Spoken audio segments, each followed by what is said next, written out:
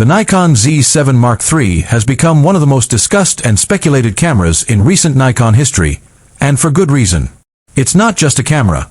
It represents Nikon's continued fight to redefine its position in the professional mirrorless market. But behind the scenes, a lot has happened leading up to this moment.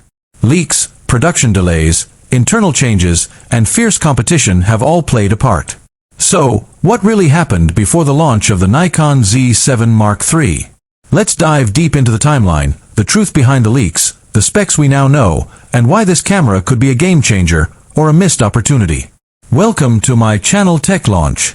Subscribe my channel and click on the bell icon for the new tech updates.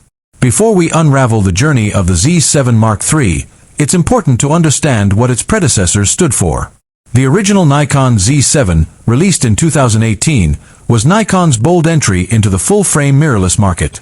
It featured a 45.7 MP sensor, solid 4K video features, and high-end build quality.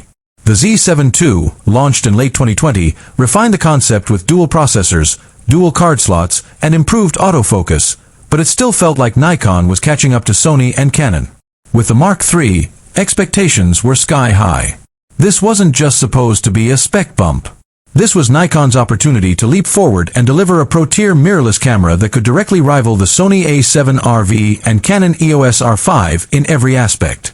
In mid-2023, the first rumors about the Z7 Mark III began circulating online.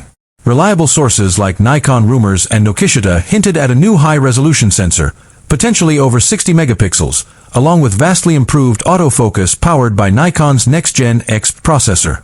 There were whispers about a redesigned body, a larger EVF, and even internal 8K video recording. But those leaks were only the beginning. As we moved into early 2024, more concrete details began to emerge. Stacked CMOS sensor, blackout-free shooting, full-width 8K 30p, and AI-powered subject tracking similar to what we had seen on the Nikon Z9 and Z8. However, despite all these mouth-watering details, one question loomed large.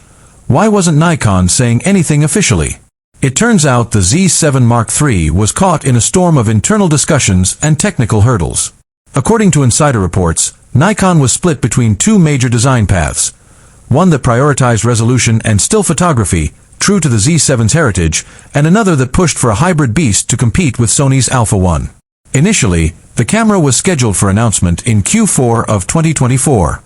But feedback from pro users, especially landscape and studio photographers, highlighted the need for even better dynamic range and thermal management, especially if 8K video was going to be part of the package. This feedback reportedly led to a late-stage redesign of the internal cooling system, which pushed development back by at least 4 to 6 months. There were also whispers that Nikon wanted to wait and see how Canon and Sony moved with their next-gen models. The Z7 III wasn't just being developed in a vacuum.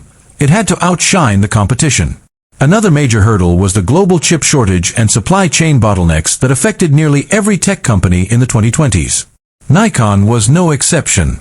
While their imaging pipeline was beginning to stabilize after the Z8 and ZF releases, the Z7 III's custom stack sensor reportedly ran into delays with Sony Semiconductor, one of the few manufacturers capable of delivering the needed performance and thermal efficiency.